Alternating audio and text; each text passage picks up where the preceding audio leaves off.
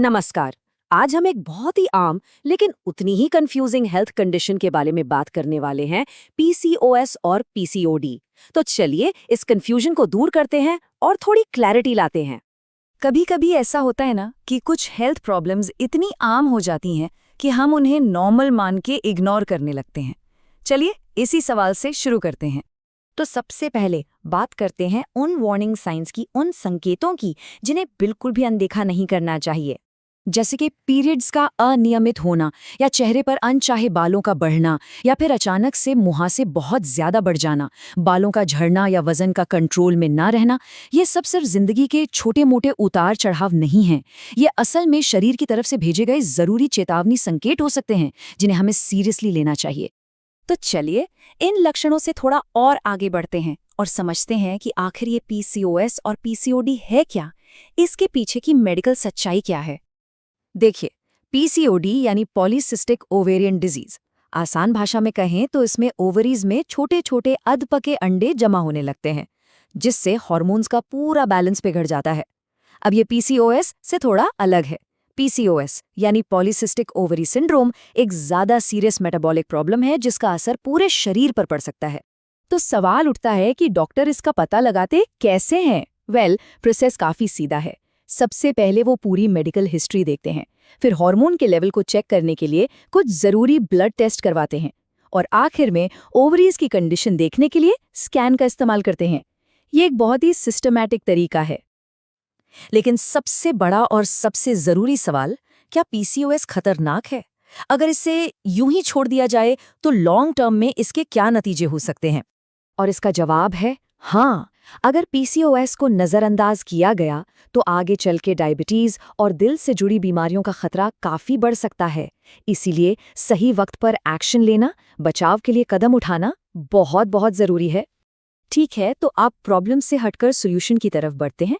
अच्छी बात यह है, और ये जानना बहुत जरूरी है, कि इस कंडीशन को पूरी तरह से मैनेज किया जा सकता है। इसे मैनेज करने के दो रास्ते हैं, और पहला रास्ता सबसे ज्यादा पावरफुल है, लाइफस्टाइल में बदलाव। सही खाना पीना, एक्सरसाइज और स्ट्रेस मैनेजमेंट, ये चीजें सिर्फ मदद नहीं करती, बल्कि कई मामलों में तो ये हार्मोनल बैलेंस को वापस पटरी पर ला सकती हैं।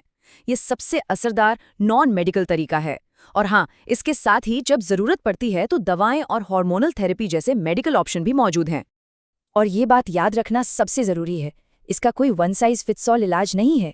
जैसा कि इस गाइड में भी कहा गया है, हर किसी के लिए मैनेजमेंट का तरीका अलग होता है। एक क्वालिफाइड डॉक्टर ही शरीर और ज़रूरतों के हिसाब से सबसे सेफ और असरदार प्लान बना सकता है।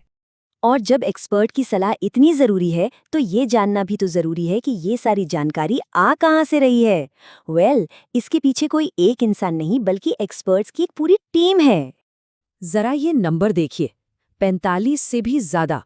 और ये सिर्फ एक सीनियर सर्जन के सालों का तजुर्बा है। सोचिए, ये तो बस एक शुरुआत है।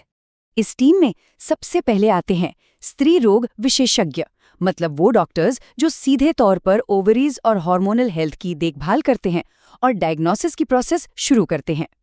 फिर टीम में है क्लिनिकल जेनेटिसिस्ट, जो ये समझने में मदद करते हैं कि कहीं ये प्रॉब्लम जेनेटिक तो नहीं, मतलब परिवार में तो नहीं चल रही। इनके साथ हैं फंक्शनल मेडिसिन प्रैक्टिशनर।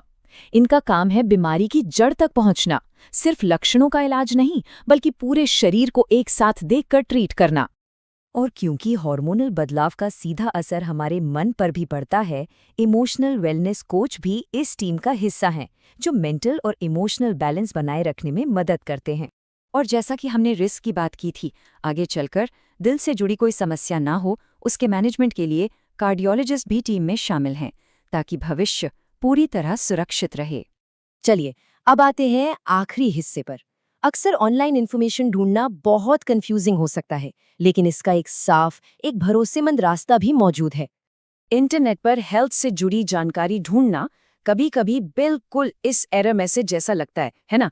हर तरफ जानकारी ही जानकारी, पर सही और भरोसेमंद जवाब कहाँ है, ये पता लगाना मुश्किल हो जाता है। ये बहुत फ्रस्ट्रेटिंग हो सकता है, एक बंद गली में पहुंचने जैसा। लेकिन हमेशा एक बेहतर और ज्यादा साफ रास्ता होता है, जहां सही गाइडेंस मिलती है। और यही वो साफ रास्ता है। एक ऐसा मिशन जो सिर्फ इलाज पर फोकस नहीं करता, बल्कि देखभाल, हमदर्दी और सटीकता पर भी उतना ही जोर देता है। आखिर में सबसे जरूरी बात यही है कि सेहत और तंदुरुस्ती ही हमारी पहली प्राथमिकता होनी चाहिए। तो सवाल ये है, क्या हम सब अपनी सेहत को समझने के लिए इस कंफ्यूजन को छोड़कर क्लैरिटी का रास्ता चुनने के लिए तैयार हैं?